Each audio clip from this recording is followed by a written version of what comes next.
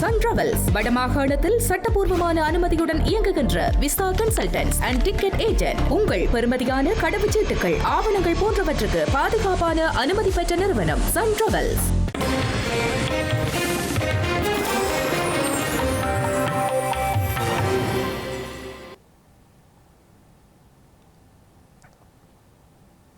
வணக்கம். இது ஐபிசி தமிழின் பிரதான செய்திகள். முதலில் தலைப்புச் செய்திகள். சர்வதேச நாணய நிதியத்தின் கண்காணிப்பின் கீழ் வந்துள்ள திரைசேரி நிதி திரட்டு விவகாரம், அனுரவுக்கு எதிராக வலுக்கும் அழுத்தங்கள்.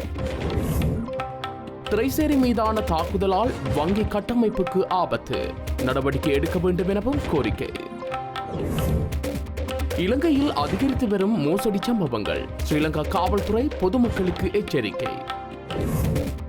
கசப்பு தேரருக்கு எதிராக அவமதிப்பு விசாரணை முன்னெடுக்கப்பட வேண்டும், நீதிமன்றத்தில் சமர்ப்பணங்களை முன்வைத்துள்ள சுமந்திரன். கடற்றொழிலாளரை முழங்காலில் வைத்து தாக்கிய கடற்படை அதிகாரி, விசாரணை அறிக்கை சமர்ப்பிக்குமாறு காவல்துறையினருக்கு உத்தரவு. தமிழகத்தில் வரலாறு படைத்த வாக்களிப்பு, விஜய் மகிழ்ச்சி பதிவு. இனி விரிவான செய்திகள்.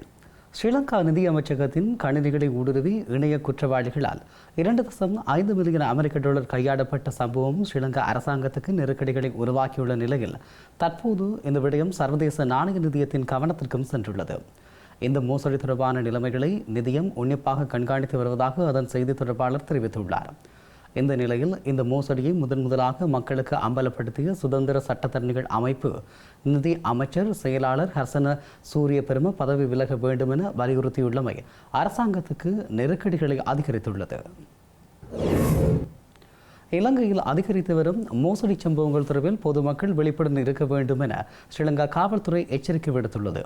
மோசடி சம்பவங்கள் தொடர்பில் விசாரணைகள் ஆரம்பிக்கப்பட்டுள்ளதாகவும் குறிப்பிடப்பட்டுள்ளது. இலங்கையில் அதிநவீன மோசடிகள் கவலைக்கிடமாக அதிகரித்து வருகின்றன. மோசடிக்காரர்கள் பொதுமக்களின் நம்பிக்கை, அரசாங்க அடையாளங்கள் மற்றும் டிஜிட்டல் தளங்களை அதிகளவில் தவறாக பயன்படுத்தி தனிப்பட்ட மற்றும் நிதி தகவல்களை திருடி வருகின்றனர் என ஸ்ரீலங்கா காவல்துறை தெரிவித்துள்ளது. தொழில்நுட்பத்தையும் ஏமாற்றுதலையும் இணைத்து இந்த திட்டங்கள் மேலும் மேம்பட்டு வருவதாக ஸ்ரீலங்கா காவல்துறை தெரிவித்துள்ளது. மோசடி குழு குறித்து பொதுமக்கள் எச்சரிக்கையுடன் செயற்படுமாறும் வலியுறுத்தியுள்ளது. திரைசேரியின் மின்னஞ்சல் கட்டமைப்பு 3ஆம் தரப்பினால் ஊடுருவப்பட்டுள்ளமை இலங்கை வரலாற்றில் இதுவே முதன்முறை என ஐக்கிய குடியரசு முன்னணியின் தலைவரும் முன்னாள் வலசக்தி அமைச்சருமான பாட்டல் சம்பிக்க ரணவக்க தெரிவித்துள்ளார். திரைசேரியின் மீது கணனி ஊடுருவல் தாக்குதல் இடம்பெறும் போது வங்கி கட்டமைப்பின் நிதி நிலைமையில் பாதுகாப்பு அச்சுறுத்தலுக்குள்ளாக்கப்பட்டுள்ளது எனவும் அவர் குறிப்பிட்டுள்ளார். ஐக்கிய குடியரசு முன்னணியின் காரியாலயத்தில் நடைபெற்ற ஊடகவியலாளர் சந்திப்பின் போதே அவர் இவ்வாறு குறிப்பிட்டுள்ளார். திரைசேரியால் செலுத்தப்பட்ட 2.5 மில்லியன் அமெரிக்க டாலர்கள் 3ஆம் தரப்பினரால் மோசடி செய்யப்பட்டதாக திரைசேரியின் செயலாளர் குறிப்பிடுவதை ஏற்றுக்கொள்ள முடியாது என ஐக்கிய குடியரசு முன்னணியின் தலைவரும் முன்னாள் வலசக்தி அமைச்சருமான பாட்டலி சம்பிக்க ரணவக்க தெரிவித்துள்ளார். ரகசியத்தை பாதுகாப்பதற்காக விடயங்களை வெளியிடவில்லை என்று குறிப்பிடுவது நாடாளுமன்றத்தின் நிதி அதிகாரத்தை மலினப்படுத்துவதாகும் எனவும் அவர் குறிப்பிட்டுள்ளார். தரமற்ற நிலக்கரி கொள்வனவின் பெறுபேறு எதிர்வரும் ஆகஸ்ட் மாதம் வெளிப்படும் எனவும் முன்னாள் வலசக்தி அமைச்சர் குமார ஜெயக்கொடியை நம்பிக்கையில்லா பிரேரணையிலிருந்து பாதுகாத்தவர்கள் இதற்கு பொறுப்பு கூற வேண்டும் எனவும் அவர் குறிப்பிட்டுள்ளார். பலாங்குடை கசப்பு தேரருக்கு எதிராக நீதிமன்ற அவமதிப்பு விசாரணை முன்னெடுக்கப்பட வேண்டும் என வழக்கு பதிவு செய்யப்பட்டுள்ளது. சட்டத்தரணி சாயந்தன் உட்பட சாவகச்சேரி சட்டத்தரணிகள் குழுவின் சார்பாக ஜனாதிபதி சட்டத்தரணி ஏ சுமந்திரன் சாவகச்சேரி நீதவான் நீதிமன்றில் முன்னிலையாகி நீண்ட சமர்ப்பணம் செய்துள்ளார்.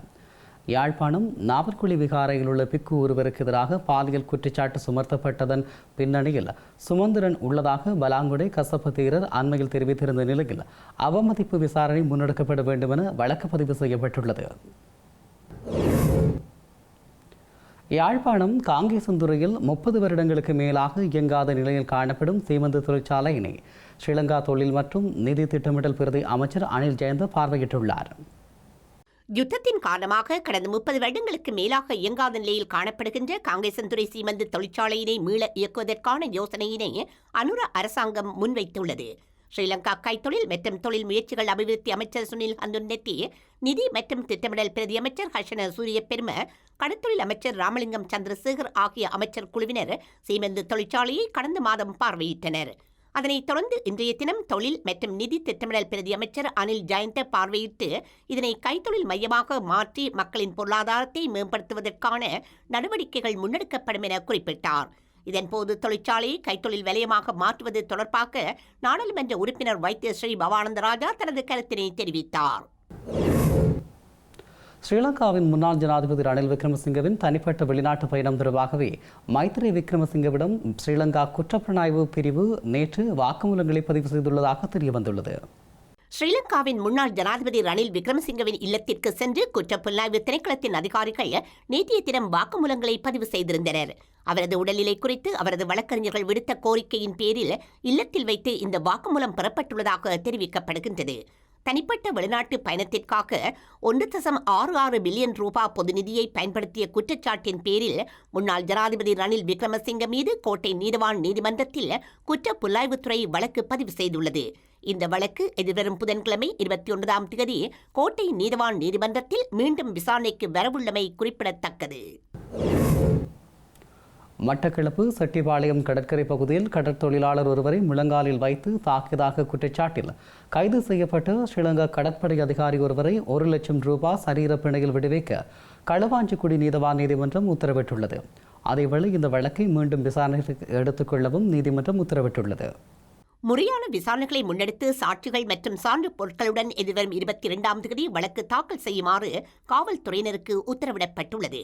கடந்த 5ஆம் தேதி செட்டிப்பாளையம் கடற்கரையில் கல்லடி கடற்படை முகாமைச் சேர்ந்த கடற்படை புலனாய்வு பிரிவு பொறுப்பதிகாரி தலைமையிலான 6 பேர் கொண்ட குழுவினர் சுருக்குவலை பயன்படுத்தி மீன்பிடித்ததாக குற்றம் சாட்டி நந்தீசன் என்பவரை கைது செய்துள்ளனர். இதனைத் தொடர்ந்து உரிய சட்ட நடவடிக்கைகள் எடுக்கப்படாமல் சுமார் 2 மணி நேரம் முழங்காலில் வைத்து தாக்கி சித்திரவதை செய்ததாக பாதிக்கப்பட்ட கடற்தொழிலாளர் குற்றம் சாட்டியுள்ளார். இதுகுறித்து அவர் மனிதுரிமைகள் ஆணைக்குழுவிலும் களுவாஞ்சிக்குடி காவல்துறை நிலையத்திலும் கடந்த 8ஆம் தேதி முறைப்பாடு செய்துள்ளார். இதன் பேரில் காவல்துறையினர் குறித்த கடற்படை அதிகாரியை கைது செய்து களுவாஞ்சிக்குடி நீதவான் நீதிமன்றில் முன்னிலைப்படுத்தியுள்ளனர். இந்த நிலையில் முன்வைக்கப்பட்ட குற்றச்சாட்டுகளை பரிசீலித்த நீதவான் தற்போதைய வழக்கின் அடிப்படையில் கடற்படை அதிகாரியை 1 லட்சம் ரூபாய் சரீரப்பிணையில் விடுவிக்க உத்தரவிட்டதுடன் வழக்கை மீண்டும் விசாரணை செய்து பொருத்தமான சட்டத்தின் கீழ் சாட்சிகள் மற்றும் சான்றுகளுடன் எதிர்வரும் 22ஆம் தேதி மீண்டும் வழக்கு தாக்கல் செய்யுமாறு காவல்துறையினருக்கு கட்டளை பிறப்பித்துள்ளார்.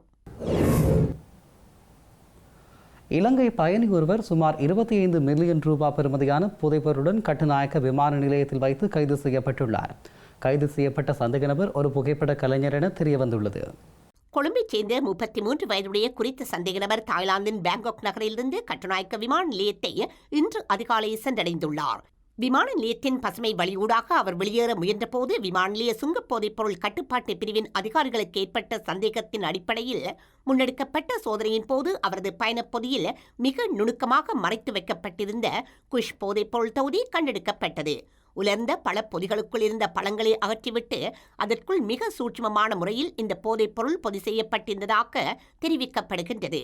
மேலதிக விசாரணைகளுக்காக சந்தேக நபர் கைப்பற்றப்பட்ட போதைப் பொருள் தொகுதியுடன் விமான நிலைய காவல்துறை போதைப்பொருள் தடுப்பு பணியகத்திடம் ஒப்படைக்கப்பட்டுள்ளார்.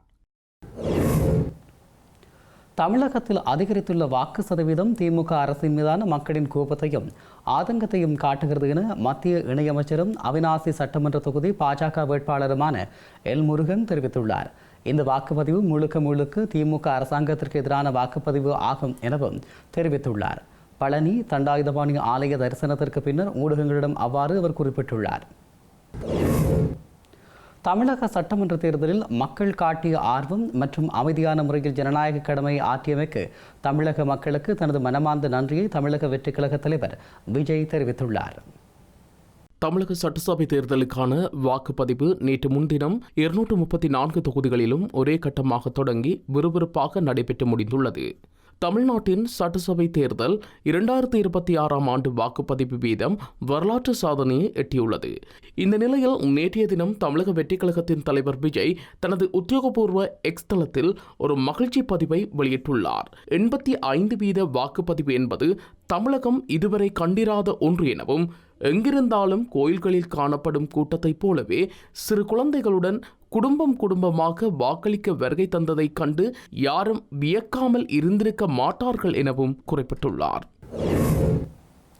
செய்திகளின் நிறைவாக மீண்டும் தலைப்புச் செய்திகள். சர்வதேச நாணய நிதியத்தின் கண்காணிப்பின் கீழ் வந்துள்ள திரைசேரி நிதி திரட்டு விவகாரம், அனுரவுக்கு எதிராக வலுக்கும் அழுத்தங்கள். திரைசேரி மீதான தாக்குதலால் வங்கி கட்டமைப்புக்கு ஆபத்து, நடவடிக்கை எடுக்க வேண்டும் எனவும் கோரிக்கை. இலங்கையில் அதிகரித்து வரும் மோசடி சம்பவங்கள், ஸ்ரீலங்கா காவல்துறை பொதுமக்களுக்கு எச்சரிக்கை. கசப்பு தேரருக்கு எதிராக அவமதிப்பு விசாரணை முன்னெடுக்கப்பட வேண்டும், நீதிமன்றத்தில் சமர்ப்பணங்களை முன்வைத்துள்ள சுமந்திரன். கடற்றொழிலாளரை முழங்காலில் வைத்து தாக்கிய கடற்படை அதிகாரி, விசாரணை அறிக்கை சமர்ப்பிக்குமாறு காவல்துறையினருக்கு உத்தரவு. தமிழகத்தில் வரலாறு படைத்த வாக்களிப்பு, விஜய் மகிழ்ச்சி பதிவு. இத்துடன் ஐபிசி தமிழின் பிரதான செய்திகள் நிறைவு பெற்றன. உடனுக்குடன் செய்திகளை அறிந்து கொள்ள IBC தமிழ்.com என்ற எமது இணையதளத்தை பார்வையிடுங்கள். வணக்கம்.